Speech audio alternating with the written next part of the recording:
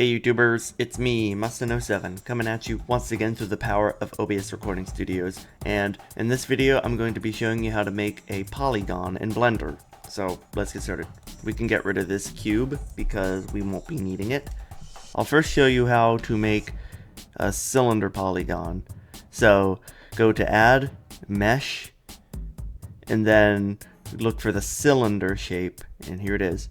And as you can see, we have a cylinder here. And then you can go to the add cylinder thing in the bottom and click it, and you will see this pop up. And you could see that there is some writing here that says vertices. This is what we are going to be looking at for this video.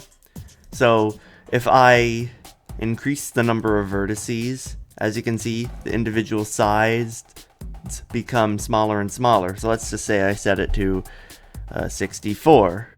Well, as you can see, there's 64 little sides right here that make it up, and the sides are so small that it just appears as a circle.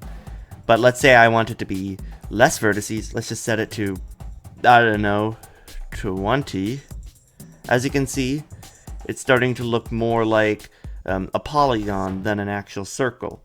But this is where the thing on making polygons comes in, because let's say I set it to 7 sides. Now all of a sudden you have a heptagon shape, or let's say I set it to 6. Now you have a hexagon, a pentagon, and now you have a square. And you can also do triangles. You can't go below 3 though. But yeah, that's how you make advanced shapes like triangles. I mean, you could make squares, but you could already just insert a cube and modify it from there. So you don't really need to turn it to 4 vertices. 5 for pentagon, hexagon, heptagon, octagon, nonagon, decagon, heptagon, duodecagon, and you get the point. But yeah, that's how you make polygon shapes in Blender.